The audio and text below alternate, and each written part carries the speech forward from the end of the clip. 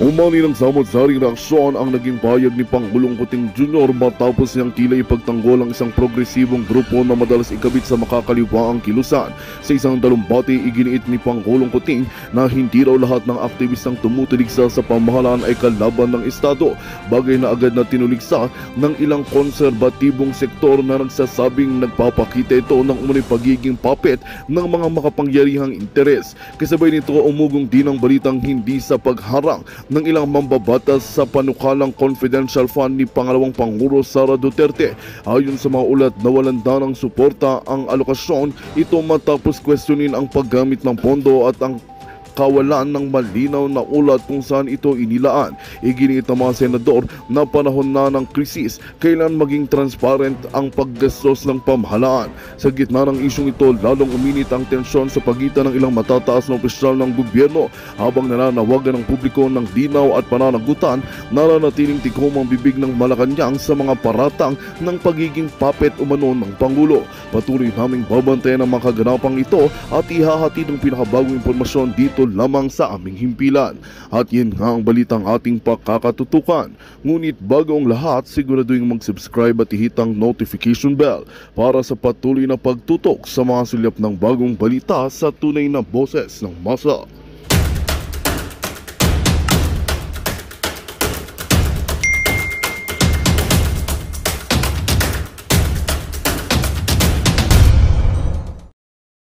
Marcos Jr. kontrolado na pala ng Amerika.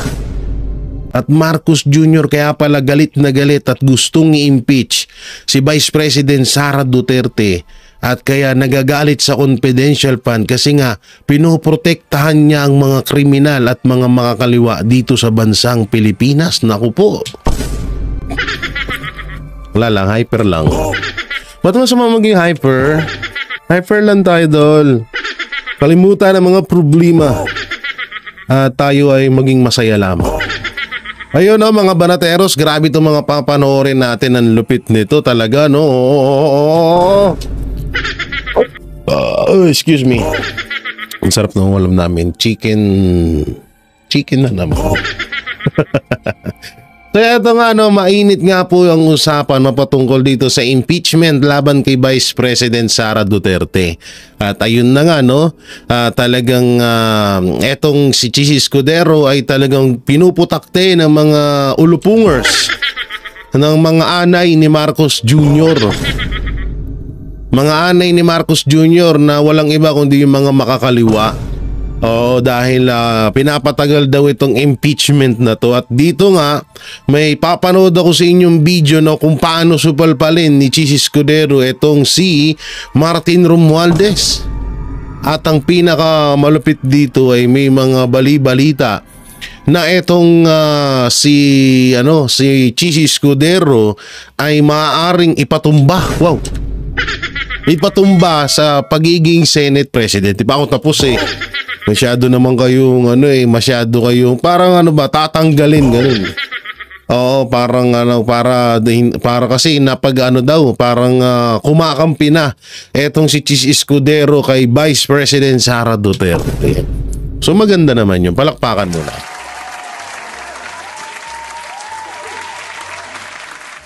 So ngayon, hindi na natin matatawag na bata ni Lisa Araneta Marcos si Chis Escudero.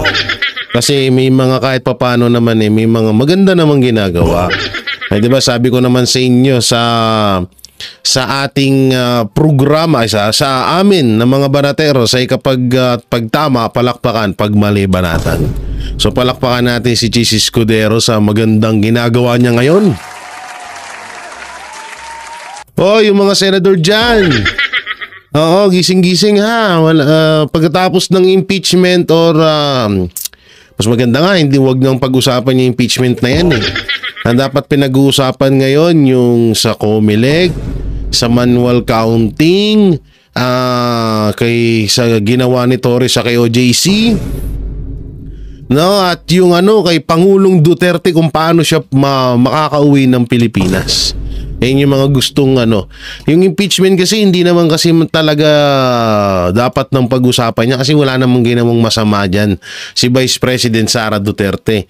Di hamak na mas malaki ang confidential fund. Kung usapang confidential fund panalo na si Marcos. 'Di ba? So si deserve ni Marcos ma-impeach kaysa kay Vice President Sara Duterte. Samantalang eto na, may papakita ako sa inyong picture. Siyempre, speaking, yan, 'di ba? Naniniwala ka ba na inosente si Vice President Sara Duterte sa mga isyung ipinupukol sa kanya? Yan pwede kayong magkomento dito sa picture na yan ni Vice President. Comment nyo lang dyan. Babasahin natin yan isa-isa.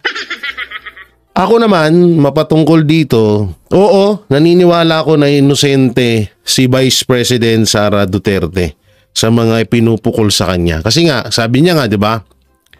Kung ang mga Duterte ay magnanakaw lang ng pera ng kaban ng bayan, dapat bilyon na. Bilyon ng pondo, 'di ba? Bilyon ng pondo ng pera ng taong bayan. Ilang bilyon, trilyon nga Pero bakit ang issue ni Vice President Sara Duterte ay nasa 125 million lamang? 'Di ba? Nadihamak na mas malaki pa doon sa 500 billion na di umano ay ibinigay ni Marcos kay Tamba Luslus. At sa yung sa flood control 500 billion din yun. Meron pa yung bago, yung 6 trillion sa BICAM report. Diba? So kung usapang ganyan lang kasi, talagang ito yung mga ginagawa kasi kay Vice President Sara Duterte, ito ay piniprepare nila para para sa darating na 2028 election. Alam naman natin na itong si Martin Romualdez talagang hangarin nito ay maging presidente. Yung mga dito to maging real talk na tayo. Lahat po ng kumakalaban kay Vice President Sara Duterte may hangarin yan sa darating na 2028 election. Tignan nyo lang si Anli Virus. 'Di ba? Si Anli Virus putak ng putak ngayon. Gusto niya na ma-impeach si Sara para wala na siyang kalaban. Ganong kalapit si Anli Virus. Oo, alam mo Anli Virus, ngayon pa lang gigibain ka na namin. At wala kang makukuha, hindi ka mananalo. No? Hindi ka mananalo, depende na lang pagdayaan talaga. Kaya yung automated counting machine na yan dapat matanggal na yan. Dapat mawala na yan. Kasi kapag yan nandyan pa rin sa darating na 2028 election, paktay na. Paktay talaga dyan, no? May mangyaring pukos dyan. Madaming wukos na. No? So talagang ganun ang mangyayari dyan. Alam nyo yung mga kumakalaban sa mga Duterte, yan yung mga tinanggihan nila noon.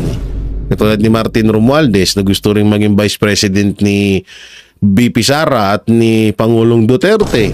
Si Trillanes, ganun din. At yung mga makakaliwa dyan. Lahat naman yung may mga hangarin. Kaya ganyan lang yung ganyan ang ginagawa nila sa mga Duterte. Alam naman na natin na yung mga ulupong na yan. Yan yung mga salot sa lipunan. Samantalang, ito pa ang isang dapat itanong kay Marcos Jr. Asa na yun? Na-download ko ba? Ay, wala pa pala. Eto. Ha? Oy, hindi nga yan. Hanapin natin hindi ko pa pala na-prepare. Nag-play na ako ng video, wala pa pala yung yung dipunggol. Saan yung video na yun? Ito ba yun? Wala Naku po. Mukhang hindi natin mukhang hindi ko po ata na download. Ito po, yung isa pa dapat na itanong kay Marcos Jr. Dahil bakit naging ganito na po kalaki ito? Talagang sobrang nakakakaba na po na bakit nagkaganito etong na to. Tanggalin muna natin yan. Etong yan titingnan natin po Oo, eto tingnan nyo na lang Yung picture lang pala tong ko yan. Post po ito ng i-crop natin muna yan. June 4 Uy! Asan ka na? Isa pa. Pupost muna kita. Yan. Ito po ay makikita nyo dyan sa screen. Ito po ay June 4 2025. So ngayon lang ho itong taon na to, no? At ang utang, at ang utang na ho ng Pilipinas ay tumataginting na 16.75 trillion. Na wala naman tayong, no? Wala naman tayong project na nakikita. Yan ang isa pa dapat na kinu-question ng mga bagong senador ngayon na sana mapag-usapan ito sa mga hearing. Hindi na to biro, oh. Biruin nyo, lumaki lang ang utang nung panahon. Oh, sige, sabihin na natin na may utang din at na medyo lumaki yung utang ng Pilipinas nung panahon ni Pangulong Duterte. So nadagdagan yun ng 4 billion, diba? 4 trillion. So ano ba yung napaggamitan ng 4 trillion nung panahon ni Pangulong Duterte?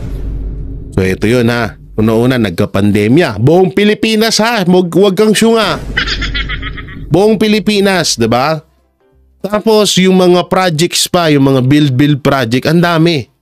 So, yung kaya nagkautang-utang din ng Pilipinas dahil nga sa at nakita naman natin Kita naman natin kung saan napunta talaga yung mga nautang na yun. Pero ang pinagtataka ngayon, 3 years pa lang si Marcos, ganito na yung utang ng Pilipinas. Samantalang yung panahon na yun, isang termino ho yung 4 trillion na utang ng Pilipinas, no? Ito, iniwan ni Pangulong Duterte yung utang ng Pilipinas sa 12 trillion. So, so magkano na ho nadagdag? 12, 13, 14, 15, 16, 5 billion sa loob ng 3 years ng panunungkulan ni Marcos Jr. Diba? So sobrang nakakapagtaka. Halos tenga naman na ho yung mga project ngayon. Wala naman tayong sinasabi nila yung subway, ulol. Yung subway, tigil-tigilin nyo kami. Sabi nga ni Michael B, gusto nyong solusyonan yung mga tren na nasa ilalim ng lupa. Pero yung baha, wag nga. Diba? Nakakatakot sumakay doon kasi kapag umulan, baha ang kalaban natin doon. Ano yung submarine? Ay, yan isa pa to sa mga talagang dapat questionin sa administrasyong Marcos. So yan kitang-kita nyo. So dito na tayo sa banat ni Attorney Sal Panelo. Ito, ang ganda nung pag-explain dito ni Attorney Sal Panelo sa dito sa impeachment laban kay Vice President Sara Duterte. Makikita natin, Bibi Sara target ng impeachment dahil lakas bilang presidente bet sa 2028. Ito, panoorin. Plea. Ayun, sinira na siya. Pinahila na kagad ng pono ng kaso tungkol dyan sa confidential funds. Una, siyempre, kailangan paniwalain mo ang taong bayan na may anomalya itong si Bibi Sara. At pagkatapos, para maging makatotohanan puno ang kanilang ginagawa, ayun, nag-file sila ng impeachment. Ang daming tinangakuhan, binayaran ng mga pipirma sa impeachment. Yun ang ginawa nila. Yun ang talagang nasa likod yan because lahat yan, ang layunin ay 2028. Si Inday Sara ang pinakamalakas na kandidato sa Panguluan at kailangan i-eliminate mo. At ang kanya naman ang pinakamalakas na influencer. Dahil love siya ng tao bayan, yung kanyang pagmamahal ay may lilipat kay Inday Sara na sa kanya ring sariling kakayahan, kagalingan ay nagkaroon na rin ng sariling pagtanggap, pagtitiwala at paghangad ng taong bayan. Yan ang galing mo talaga, Attorney Sal, palakpakan. Galing. Ayun nga yung pinakasampal sa mukha nila Marcos Jr. Tsaka nung mga anti-Duterte dyan. Kasi isipin nyo maigi, nagkukumahog sila na masiraan ng mga Duterte. Kaso, asawa ni Kasa. Walang impact sa mga supporters ng mga Duterte. Sa halip, mas minamahal nila ang mga Duterte. mas gusto pa rin nilang maging paulit-ulit na mamuno ng bansa ang mga Duterte. Kaya yung mga ulupong na yan, sila, yung tatlong kambal, yung tatlong bugok, yan si Franz Castro, Brosas, tsaka si Raul Manuel. Tapos yung magjowang si Dilima, tsaka si Chocno. Magjowa. Ang sagwa. Oo, yung magjowa na si Dilima tsaka si Chocno. Chocno ba yun? Chocno. Hindi ko alam. Basta Chocno yun. Yun. Yung mga yan, talagang talagang gusto nilang hilahin pababa si Vice President Sara Duterte para makapaghasik na naman sila ng laging. Oo. Kaya nga sobrang gigil sila na tangina kahit anong gawin namin sa mga Duterte, ba't mahal pa rin sila ng taong bayan? Yun yung hindi nila matanggap. Kasi biruin mo sila, ginagawa, ang dami na nilang ginawa. Nagpropaganda na sila sa loob ng simbahan. Nag-iyak-iyakan pa. Kada interview, akala mo, lahat ng sama ng loob sa buong mundo, sinalo niya lahat. Bukod sa mukha niya. Ay, sorry. Ay. Diba? Tingnan niyo si Anli Virus. Si Risa Ontiveros, di ba? Pag ini-interview, dapat po, wag po natin patagalin ng impeachment. Dahil nangangamba po ang taong bayan. Taong bayan, ulol, mag-isa ka lang may gusto niyan eh. Di ba? So, pansinin nyo, kahit anong paawa ipik nila sa taong bayan, hindi umuubra kasi alam na ng taong bayan kung ano yung mga ugali nila. Si Risa Ontiveros, hindi mananalo yan kung hindi dahil kay Pangulong Duterte. Kung hindi dahil kay Vice President Sara Duterte, kinampan niya yan. Talagang kinampan niya yan sa Mindanao. Tapos pagkaupo si Pangulong Duterte agad ang binanatan. Diba? Alam niyo, may blind item ako. Ay nako. Malapit nang lumabas talaga. Talagang malapit na. Ganun na lang Ha? Ganyan na lang, lalabas na. Antay-antayin nyo mga banateros, may magugulat kayo basta. Ay nako. Tapos ang malupit pa dito, involved pa ang palasyo. Pero soon, ilalabas natin yan ha. May kita niyan, basta soon. Oy, mag-play ka, ba't tayo mo mag-play? Tama, nasan ka na tuloy, nawala tuloy. Ang layunin ay 2028. Si Inday Sara ang pinakamalakas na kandidato sa Panguluan at kailangan i-eliminate mo. At ang kanya naman ang pinakamalakas na influencer. Dahil love siya ng taong bayan, yung kanyang pagmamahal ay may lilipat kay Inday Sara na sa kanya ring sariling kakayahan, kagalingan ay nagkaroon na rin ng sariling pagtanggap, pagtitiwala at paghangad ang taong bayan. Yan ang katotohanan.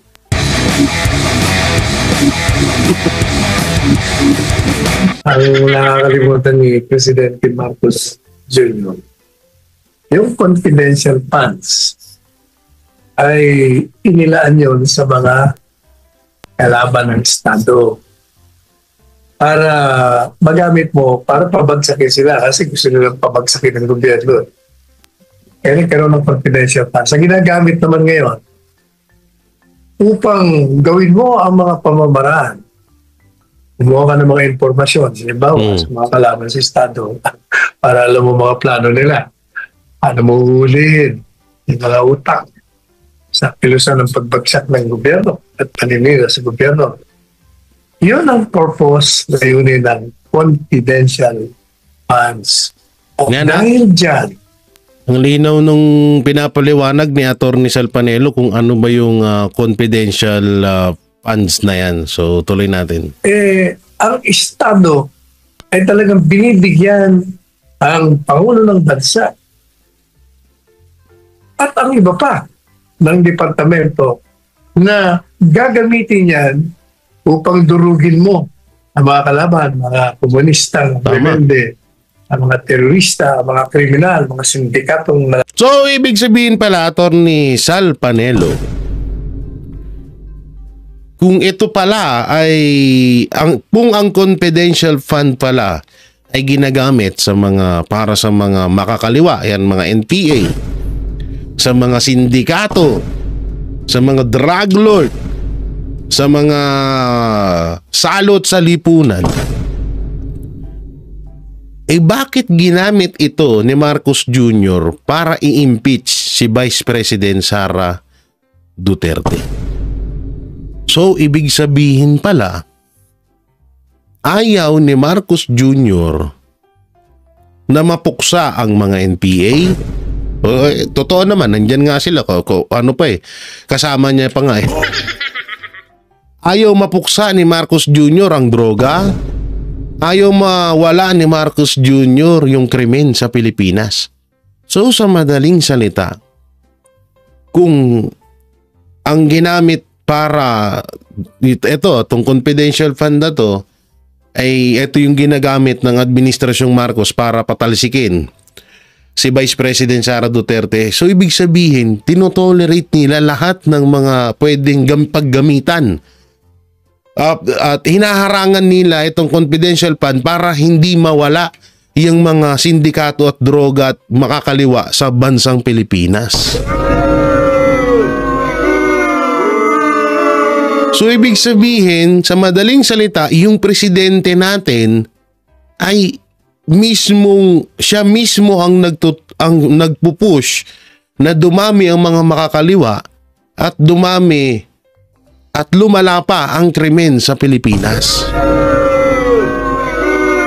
Naku po, nakakatakot ito mga banateros ha. Oo, sobrang nakakatakot ito. Tuloy pa natin kung baka nagkakamali tayo eh. Lalaki. Yan ang reason yan. At nakakalimutan niya rin na si Vice Presidente Inday Sara ay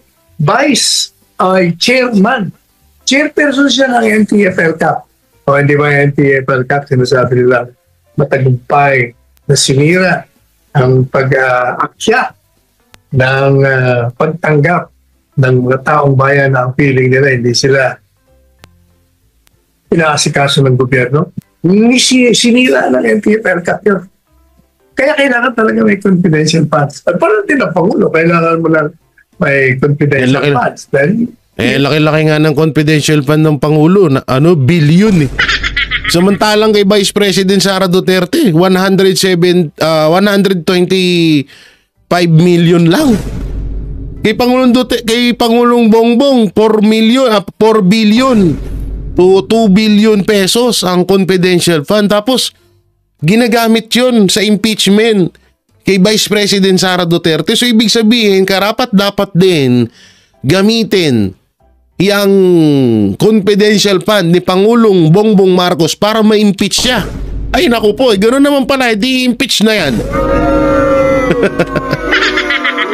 I-impeach na yan, now na. Isa sa mga tungkulin mo. Kaya mali nga yung confidential funds. Ngayon yung sinasabi nila na bakit gumagastos siya ng ilang milyon sa isang sa 2 linggo na nagastos na kagad. Pagkatapos daw, ang mga pumipirma pa hindi naman mga tunay na tao. Ang problema sa kanila, yung mas hindi ba tunay na tao? Tinakasan na lahat sila. Ayun yung masaklap doon, no? Hindi tunay na tao yung mga pumirma. Ano yan, Atty. Sal, mga multo? Mga ghost employee ng gobyerno. Alaklad teteng, ang lupit, no? Yung kanilang IQ, intelligence quotient nila.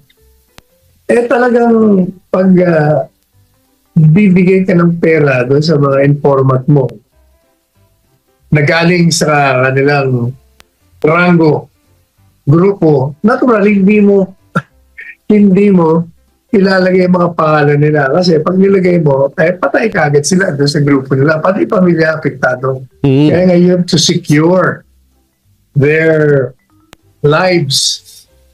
Kasi delikado sila. Talagang iba ang ilalagay mo dyan na pangalan. At yun namang paggastos ng milyon-milyon, sabi nga ng isang National Security Advisor, talagang Nung ako'y, nung panahon, crate, ang minibidro ko sa gobyerno at ginagastos nga natin yun para masecure mo ang safety ng ating bansa. Yan ang nakakalimutan. But actually, hindi nakakalimutan. Alam nila yan, but naghahanap nga sila ng butas para sirain mo ang Vice Presidente Inday. At Saka ang ano kasi doon, ang sakit talaga, alam nyo yung sinabi ko kanina, uulitin ko kasi yung confidential fund ginagamit nga para sa para matukoy saan ng location.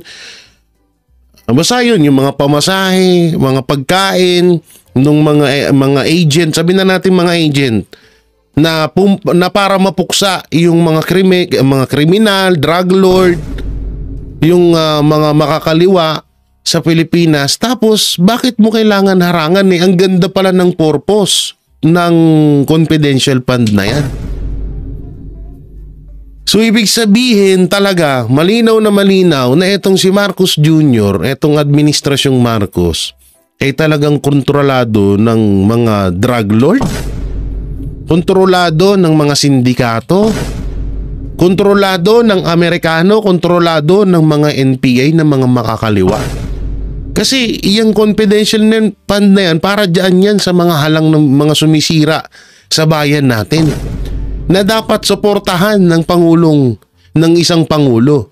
Kaso bakit yung mismong pangulo mismo ang kumukontra at gustong ma-impeach si Vice President Sara Duterte? I-comment nyo na lang ho dyan. Ayoko na magsalita, baka makasuhan tayo. Diba? Ang linaw-linaw ho dito sa paliwanag ni Attorney Sal Panelo.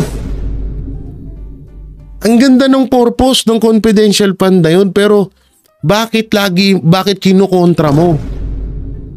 O Jay, baka may punyetang basher dyan. Kung maganda pala ang confidential fund, Jay, bakit mo sinisita ang confidential fund ni Marcos Jr.? Okay, eto naman sige, explain ko ha. Ito, ano lang naman to? Tihoria. Tama ba? Tihoria ba tawag? Ito ay Tihoria. Kabaliktaran naman ang mangyayari, ang nakikita ko sa confidential fund ni Pangulong Bongbong Marcos. Una-una, nakakapagtaka. Kasi ang laki ng confidential fund ni Marcos Jr. Kung hindi ako nagkakamali, i-correct nyo ako dyan sa comment section, nasa 2 billion to 4 billion ang confidential fund ni Pangulong Bongbong Marcos.